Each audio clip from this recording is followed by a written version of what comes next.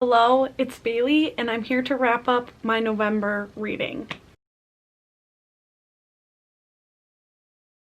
I've decided to start these with my hauls and unhauls because usually I film my TBR too far in advance to put those in every TBR, but on my TBR game I dictate how many books I can buy and how many books I will be unhauling. So I'm just going to throw that in the beginning of this video here. So firstly, I included this in a vlog, but my unhaul, I think I rolled that I needed or drew that I was going to unhaul 2 books, but I actually unhauled my entire Harry Potter series. I do have another copy, but I unhauled 1 full set of the Harry Potter series. I also drew that I could purchase 2 books, but my book of the month books never count as that. So firstly, from book of the month, I got The Guest List by Lucy Foley and The Invisible Life of Addie LaRue by V.E. Schwab, which I actually read this right away, so I will talk about this later in the video. And then for the 2 books that I purchased, I bought The House in the Cerulean Sea by T.J. Klune, and also it hasn't arrived to me yet because I bought it secondhand, so it didn't like 1-day ship. I got The Viscount Who Loved Me by Julia Quinn, which again I will be talking about later in the video. I read that book and liked it, so I decided to order a copy because I'm reading the whole series. So if I'm gonna love the whole series, I'd like to own the set. And I actually stuck to that, so that's everything that I got this month. My stepmom actually did give me some books, but they're still in the car, so I'm not gonna include them this month, but next month I will probably also include that as well as some Christmas books I received. So now to get into what I thought of everything I read this month.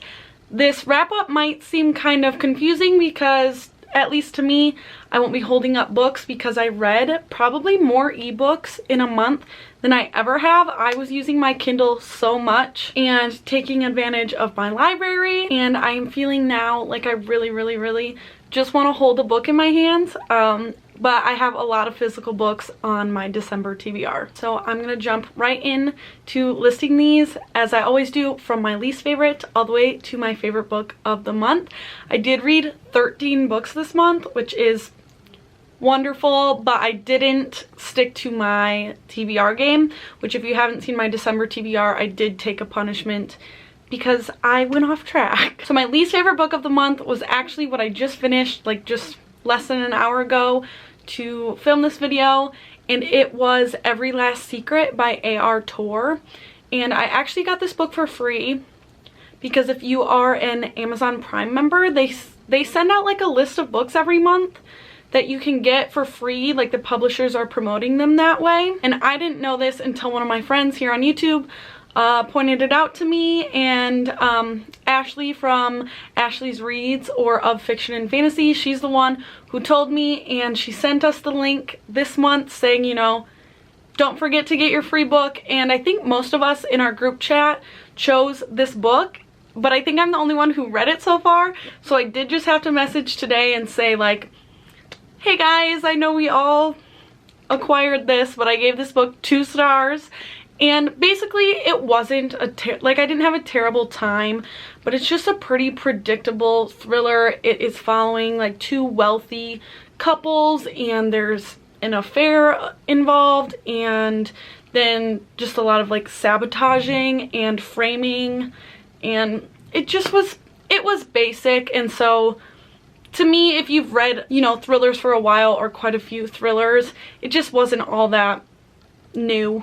Next, also at 2 stars, I have Challenger Deep by Neal Shusterman, which this pains me to do because I'm a huge Neal Shusterman fan, but this is way different than anything else I've read by him. This revolves around mental illness and a teenage boy who basically, a lot of this book is set when he's committed into like a mental institution and he's suffering from hallucinations.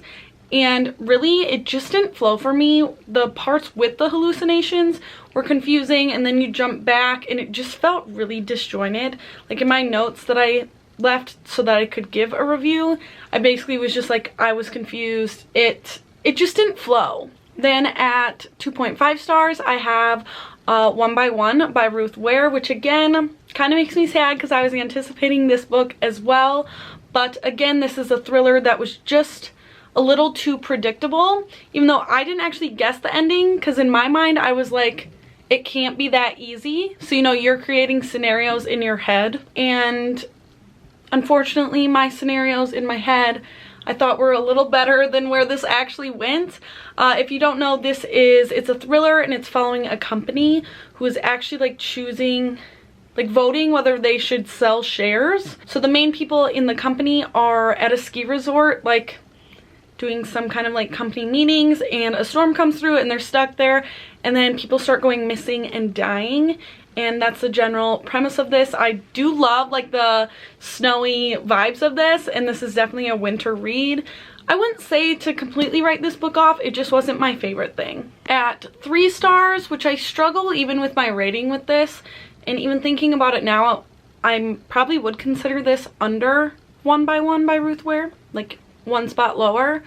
But I listened to The Cheerleaders by Kara Thomas on audiobook, and if you don't know, I'm just kind of getting into audiobooks, so I don't really know if listening to the audiobook probably affected how I felt. But this book basically you're following 2 timelines, a current timeline and I think 2 years, or like quite a few years previously. You're following our main character, don't remember names, but her sister and a bunch of cheerleaders died like a few years back, and so you're kind of trying to figure out why or what happened, and like what their social life was like then, and who they were interacting with, and who could have done it, even though someone was charged. My main dislike of this is that there was a underage relationship with an adult and one of the teenagers in the story, and also they did a lot of stuff that I thought was unrealistic for teenagers to be doing, like alone.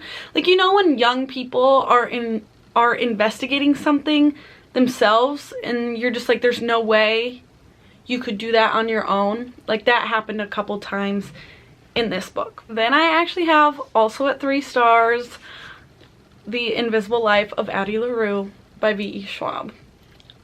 This, I would say, is the first book that I'm considering in books that I did like. 3 stars is that middle range for me of like, some of these I wouldn't recommend and some of them I would. I would say I didn't enjoy this one, but it's one that I can understand why other people would, and would even recommend to people that I think would like something like this. This story follows Addie LaRue, and you're following, I can't remember if it's just 2 timelines. I think there's multiple timelines thrown in here. But basically, she's made a deal with the devil. I don't even know if I really want to call him the devil.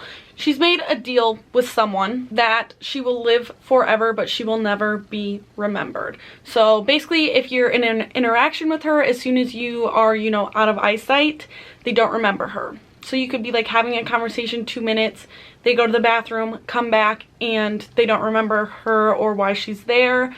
And that was interesting. I just don't work with V.E. Schwab. I have read a few of her books, and the writing style isn't for me. This one specifically was way too flowery, and it was slow, and just, it's my personal taste. I don't enjoy things written that way. Also at 3 stars, I had The Tourist Attraction by Sarah Morgenthaler, and I read that in anticipation because I knew I was going to be reading, actually I'm reading it right now, the sequel. I was going to be reading Mistletoe and Mr. Right for Allie's currently reading book club, but I hadn't read the first. So I read The Tourist Attraction, and I absolutely love the setting of this book. It is set in like an Alaskan kind of touristy town, and I would describe this as pretty basic fluff.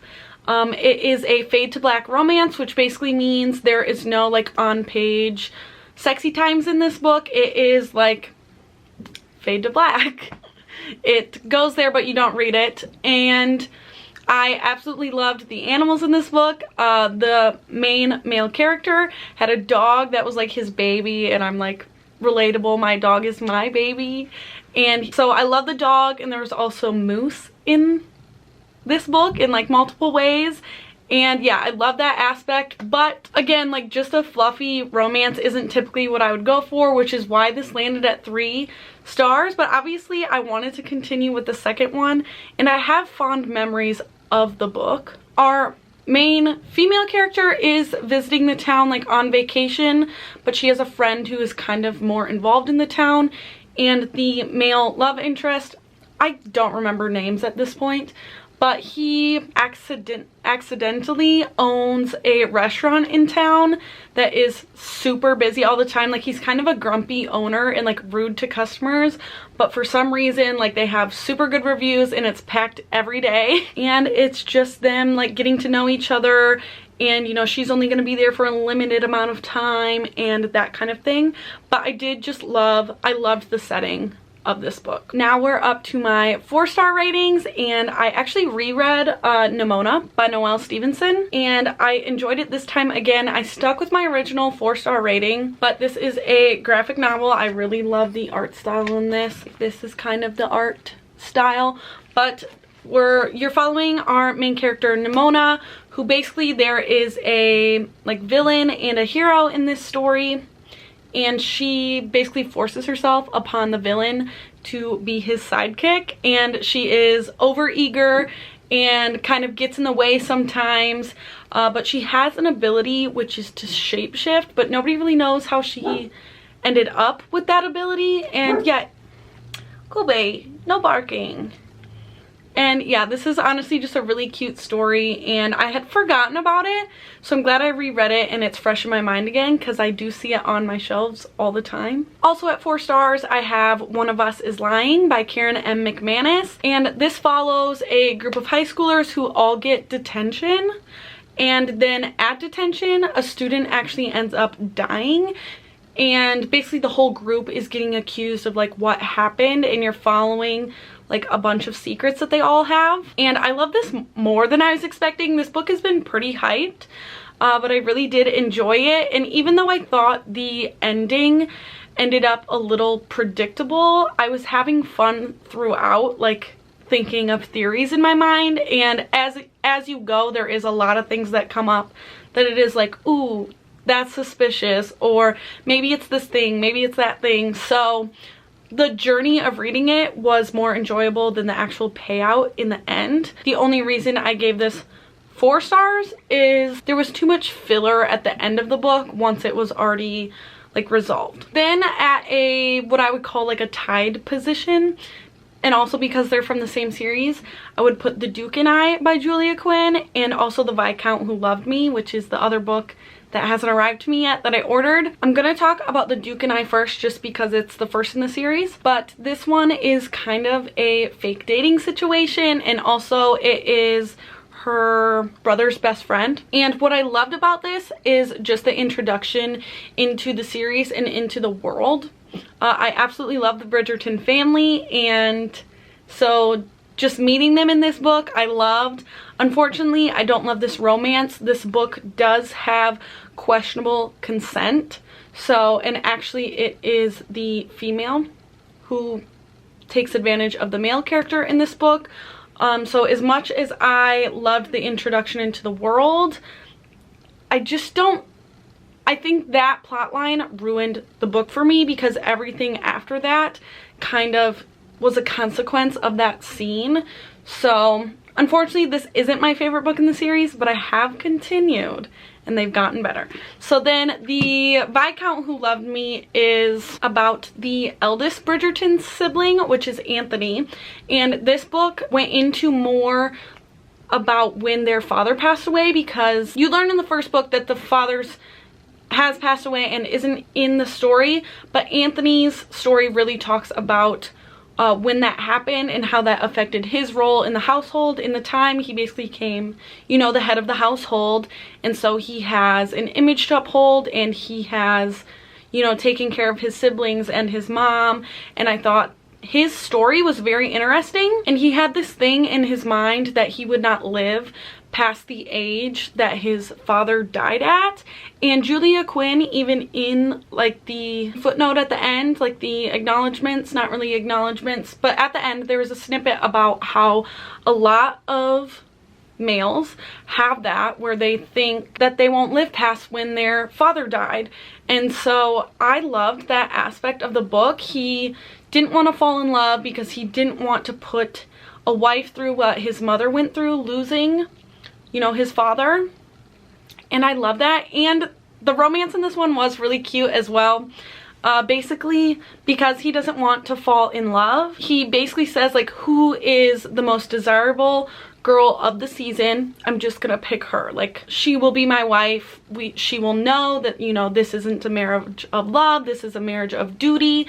And so he actually starts courting basically the actual love interest's sister, and because she is the desirable one. But to the sister, it's very important that her sister approves of her husband. So he starts spending a lot of time with the main protagonist, and it's kind of a hate to love situation there. So again, I thought the family got way cuter in this one.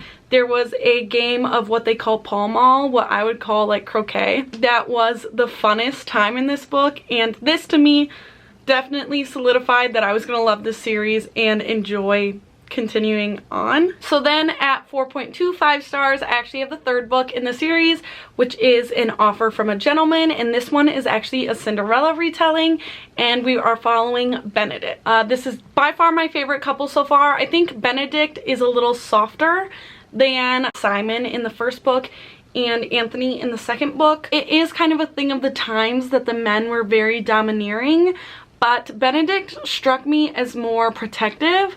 And in this case, he is, our main female character, Sophie, is like the stepdaughter in the Cinderella storyline. And he just is her hero. Like, he saves her, and it's super cute. But again, we are at the point of being the third book in a series at this point, so I won't say much more. The family in every book gets better and better to me, and we actually spent some time, like more time in the Bridgerton household in this book that I really enjoyed. And this one actually had a lot more discussion of class in the time period. Benedict obviously being from a very like noble family, and Sophie being a bastard child. So that was a very interesting concept in this one as well. So I have 2 books at 5 stars this month, and the first I listened to on audiobook, and that was White Fragility by Robin DiAngelo. And this is a book that talks about racism with white people basically, and I love the topics discussed in this, that, you know, claiming that you don't see color or aren't racist doesn't mean that it doesn't exist, and that everyone can do better. And basically in my notes for this one, I wrote that I wish this was required workplace reading, and I learned a lot from this book. I do think that this has directed me towards picking up some books about race that are not written by white people. This book is written by a white woman. I think she had some good points, but I also think, you know, you should educate yourself from multiple streams. So I have some other holds on some more information that I would like to get very soon. And as I lose the sun, this leads me to my favorite book of the month, which I think surprisingly to me, and probably surprising to you guys, was actually Catherine House by Elizabeth Thomas. And I was expecting, honestly, to not like this book. I've heard really mixed things, and I thought it would be hard to follow. What this book is Catherine House is basically a prestigious school where you go for 3 years and you have no contact with the outside world. You're there for 3 consecutive years, and it is very cult-like. They are doing strange experiments, and it's just an interesting story, and it almost feels like the main character through the whole book is like in a daze, if that makes any sense. Like, it's a little shifty. So I wrote that I would probably classify this as sci-fi horror just because of the experiments that they're doing at the school. But yeah, this was a super readable book. I loved the atmosphere, and the plot did seem kind of strange at times, but it all makes sense in the end. Like, it is, you're just in it. At least I was just in it, and I loved it so much. So that's my top book of the month. Let me know what you have thought of any of these books, if you have read them. Also let me know if I piqued your interest in anything, and I will see you very soon with my next video. Bye!